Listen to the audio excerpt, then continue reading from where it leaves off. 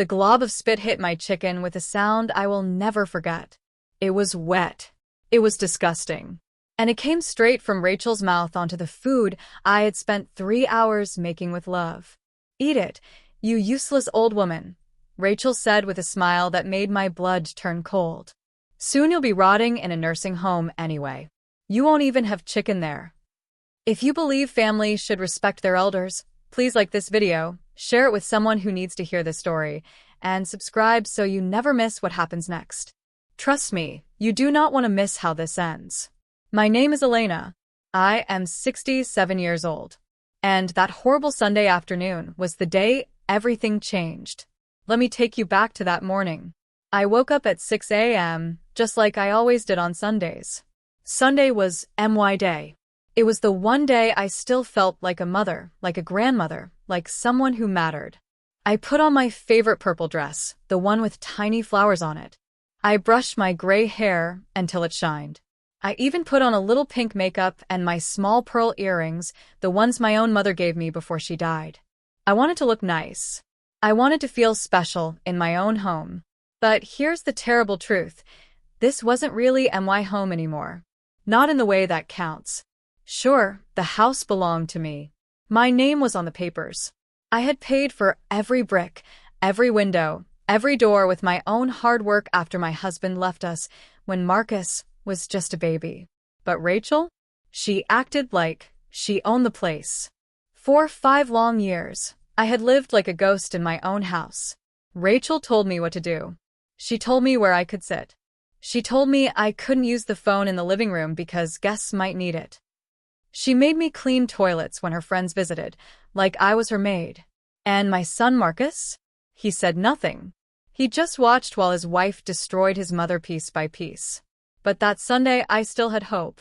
Stupid, foolish hope. I spent the whole morning in the kitchen, cooking with all my heart. I chopped onions until my eyes watered. I peeled potatoes one by one, thinking about little Tommy's smile when he ate them. I seasoned the chicken perfectly, just the way my mother taught me 50 years ago. The kitchen smelled like heaven, like love, like family. I set the table with the pink tablecloth I had made myself with my own hands, stitch by stitch, back when I still believed my family appreciated me. I put out the fancy white plates that belonged to my grandmother. Everything looked beautiful.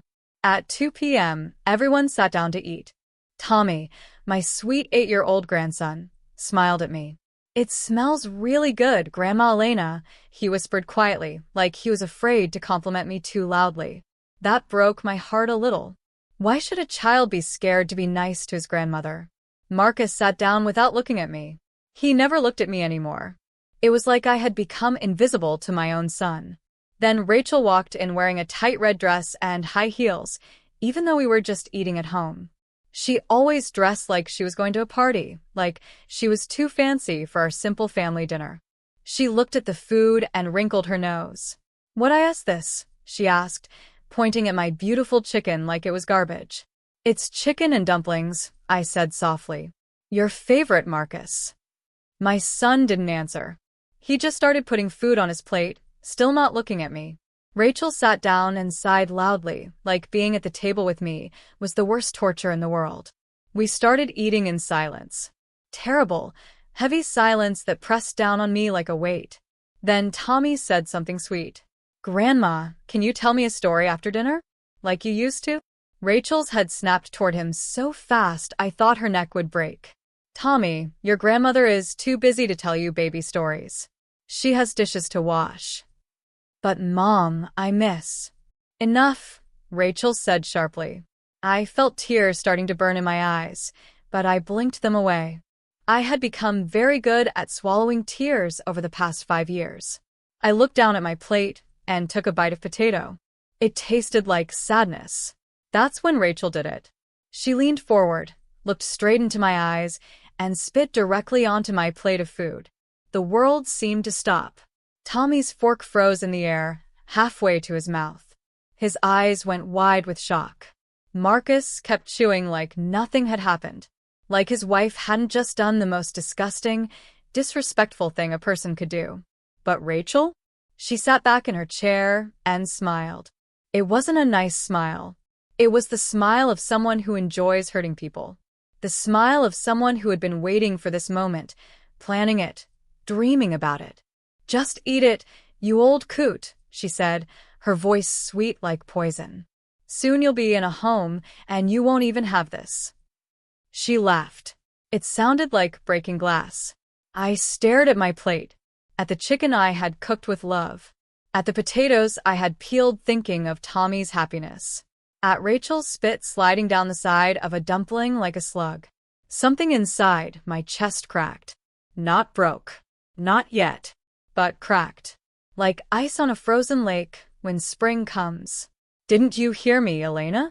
Rachel's voice got louder, meaner. "Eat that slop. It's what they'll serve you at the nursing home you're headed for." Marcus finally looked up. But not at Rachel. At me. Like I was the problem. Like I was the one making trouble. "Mom," he said quietly, "maybe we should talk about arrangements. For your future." Arrangements. That's what he called throwing his mother away like trash. That's what he called betraying the woman who raised him alone, who worked 2 jobs to buy him school clothes, who sat up with him when he was sick, who sacrificed everything for him. Arrangements. I looked at Tommy. My sweet, innocent Tommy. His eyes were full of tears, but he was trying so hard to be brave. I looked at Marcus. My son. My baby. The boy I had loved more than life itself. But he wouldn't even look at me now. I looked at Rachel. This cruel woman who had poisoned my family, who had turned my home into a prison, who had just spit in my food like I was nothing. And then I looked at my plate. At the contaminated food. At the symbol of everything I had endured for 5 long years. The clock on the wall said 2:30 p.m. That was the exact moment Elena died. And someone else was born. Someone who would not swallow this anymore. Someone who was about to change everything. I stood up from my chair. My legs were shaking, but my hands were steady. I picked up that contaminated plate with both hands. And I walked toward the kitchen. Rachel watched me with that smug smile, thinking she had won. Thinking I was broken. She had no idea what was coming. I held that plate in my hands and felt its weight. It wasn't just a plate anymore. It was 5 years of pain. 5 years of being treated like garbage in my own home. 5 years of swallowing insults and cruelty and disrespect. Rachel expected me to wash it. Like always. Like the good little servant I had become. But something inside me had broken free. I lifted that plate high above my head. And with every ounce of strength in my 67-year-old body, I smashed it onto the kitchen floor. The sound was incredible. Crash. The plate exploded into 1,000 pieces. White porcelain flew everywhere, glittering like angry stars across my kitchen floor. The contaminated chicken splattered against the cabinet. Rachel's spit mixed with the broken pieces of my grandmother's precious plate. It was the most beautiful sound I had ever heard. For 3 seconds, nobody moved. Nobody breathed. The house was so quiet I could hear my own heartbeat pounding in my ears like a drum. Then Rachel screamed, "What are you doing, you crazy old woman?" She came running into the kitchen, her high heels clicking on the floor like gunshots. Her face was red with rage. Her eyes were huge. Behind her, Marcus appeared, his mouth hanging open like a fish. But I just stood there in the middle of all those broken pieces, breathing hard, feeling more alive than I had felt in years. My hands were shaking, but not from fear this time, from power. From finally fighting back. "What I should have done 5 years ago," I said. My voice didn't sound like me. It was stronger, harder. It was the voice of someone who had finally remembered she was a person, not a doormat. "I'm breaking everything you have contaminated with your poison in my house." Rachel's face turned even redder. "You are insane. Marcus, look at what your mother did. She's losing her mind." She pointed at the broken plate like it was proof I belonged in a crazy hospital. But Marcus didn't move. He just stood there, frozen, looking scared and confused like a little boy who got caught doing something wrong. "Mom, please," he said, his voice shaking. "Please calm down. Let's talk about this like normal people." Normal people. I laughed. It was a bitter, cold laugh that came from somewhere deep in my stomach. Normal, I said. You want to talk about normal? Is it normal for a wife to spit in her mother-in-law's food? Is it normal to treat someone like a slave in their own home? Is it normal for a son to watch his mother be destroyed and say nothing? Marcus took a step back like I had slapped him. I didn't. He stammered. You didn't what? My voice got louder. You didn't notice? You didn't see? For 5 years, Marcus. 5 years your wife has treated me like dirt, and you sat there eating your dinner like nothing was wrong. Rachel stepped forward, her finger pointed at my face like a knife. How dare you speak to him like that? This is exactly why you need to go to a home. You're bitter and mean, and you make everyone miserable. Something inside me exploded. Bitter? I shouted. You want to know about bitter? I walked to the cabinet and grabbed another plate. One of the fancy ones I had saved for special occasions. Crash. I smashed it on the floor. That's for the time you made me clean your bathroom when your friends came over. I grabbed another plate. Crash. That's for forbidding me to use my own phone. Another plate. Crash. That's for every meal I cooked that you called slop. Rachel was screaming now, but I couldn't even hear her. All I could hear was the beautiful sound of breaking porcelain.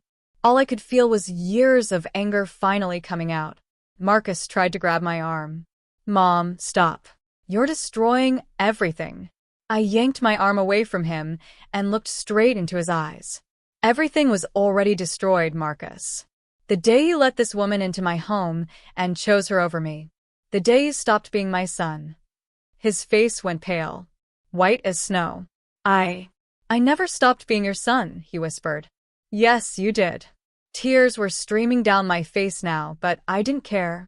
A real son protects his mother. A real son doesn't let his wife spit in his mother's food. A real son doesn't talk about putting his mother in a home like she's a broken piece of furniture. Tommy appeared in the doorway, his little face wet with tears. Grandma, please don't cry, he said in a tiny voice. My heart broke into a million pieces just like those plates. I knelt down, crunching on the broken porcelain, and opened my arms. Come here, baby. Tommy ran to me and wrapped his little arms around my neck. He was sobbing. I don't want you to go away, Grandma, he cried into my shoulder. I don't want you to live in a home. I want you here. I held him tight, so tight, and whispered in his ear. Listen to me, Tommy. Never let anyone treat you like you don't matter. Never let anyone make you small. You are precious and valuable and important. Do you understand? He nodded against my shoulder. Rachel tried to pull Tommy away from me. Tommy, get away from her right now. But Tommy held onto me tighter. No, he shouted. It was the first time I had ever heard him say no to his mother. You're mean to Grandma. You're always mean. And you spit in her food. That's disgusting. Rachel's mouth dropped open. She looked at Marcus for help, but he was staring at his son like he had never really seen him before. I stood up slowly, my knees aching from kneeling on the broken plates. I took Tommy's hand and looked at Rachel with eyes that were no longer afraid. You want to know what's really insane? I said quietly. What's insane is that I let you treat me this way for 5 years. What's insane is that I made myself small so you could feel big. What's insane is that I almost believed the lies you told me about myself. I took a deep breath. But that end yesterday. Rachel crossed her arms. Oh, really? And what exactly are you going to do, old woman? This is your house? Fine. Then we'll leave. And we'll take Tommy with us. And you'll die alone in this big empty house with nobody to take care of you. She said it like it was the worst threat in the world. But something strange happened. I wasn't scared anymore.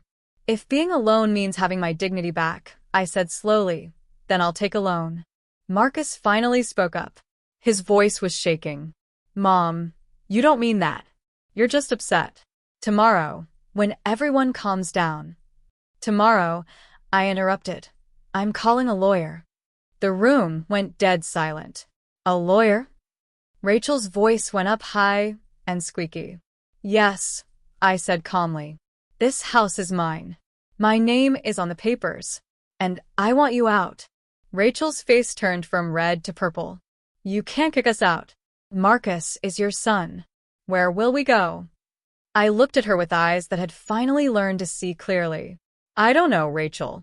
And, honestly, I don't care anymore. Those words felt like freedom coming out of my mouth. Marcus stepped forward, his hands shaking. Mom, please. Think about what you're saying. We're family. Families don't throw each other out on the street. Something about that word made me laugh. Not a happy laugh.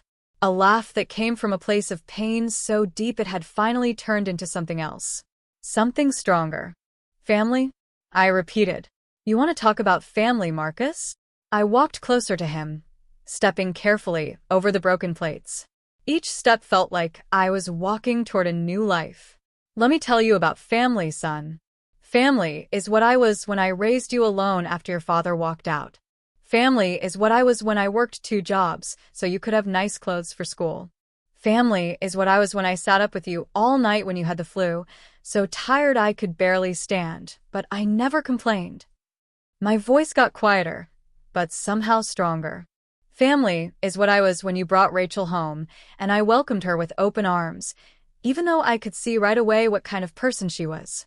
Family is what I was when I gave up my bedroom so you two could have the bigger room. Family is what I was when I smiled through 5 years of abuse because I didn't want to make trouble. Tears were rolling down my cheeks, but my voice never broke. So, don't you talk to me about family, Marcus. I know what family means. The question is, do you? Marcus looked like I had punched him in the stomach. His eyes got wet and shiny. I'm sorry, he whispered. I didn't realize. I didn't see. Yes, you did, I said softly. You saw everything. You just chose to look away because it was easier. Because standing up to your wife was harder than letting your mother suffer. Rachel made an angry sound in her throat. This is ridiculous.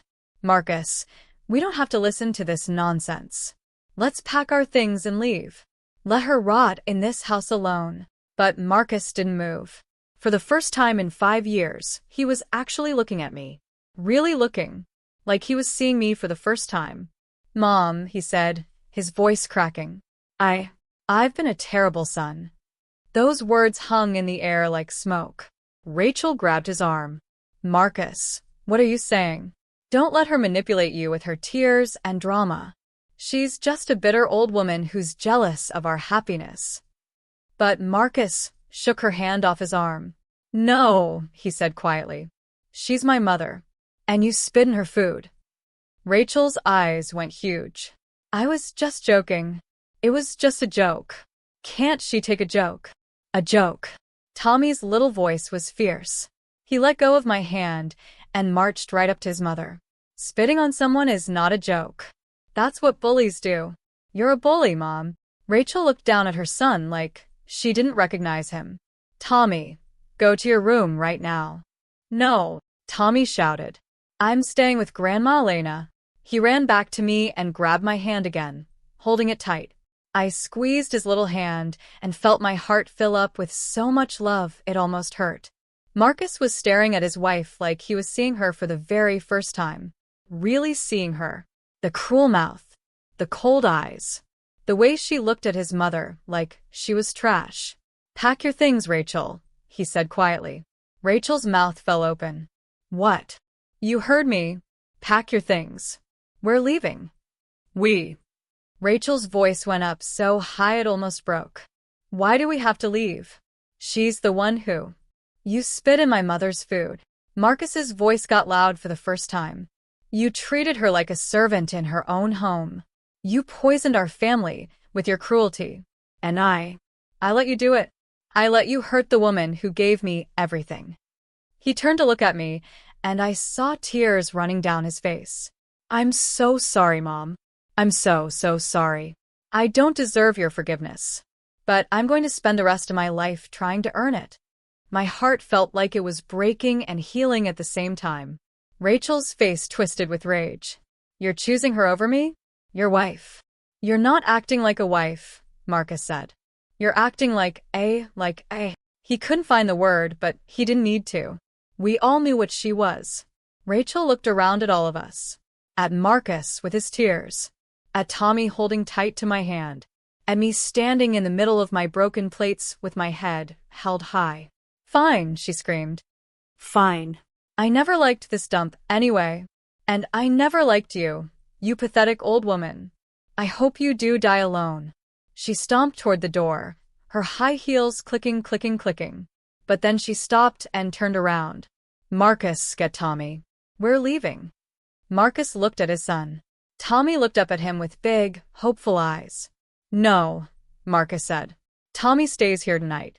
With his grandmother. Where he's safe and loved. Rachel's face turned into something ugly. You can't keep my son from me. I'm not keeping him from you. But he needs a break from your poison. We all do. Rachel opened her mouth to scream something else, but then she just made an angry sound and stormed out of the house. The door slammed so hard the windows shook. And then silence. Beautiful, peaceful silence. Marcus fell to his knees right there in the kitchen, crying like a baby. I'm sorry, Mom. I'm so sorry. What have I done? I walked over to him, my shoes crunching on the broken plates, and I put my hand on his head like I used to do when he was little and scared. You made a mistake, I said softly. A big mistake. But today, you started to fix it. He grabbed my hand and held it against his wet cheek. Can you ever forgive me? I thought about it. Really thought about it. Could I forgive 5 years of pain? 5 years of being invisible? 5 years of being treated like nothing? I don't know yet, I said honestly. Forgiveness takes time. But today you showed me you're still my son. And that's a start. Tommy wrapped his arms around both of us. I love you, Grandma. And I love you too, Dad. But you both need to say sorry to each other a lot. Marcus laughed through his tears. You're right, buddy. You're absolutely right.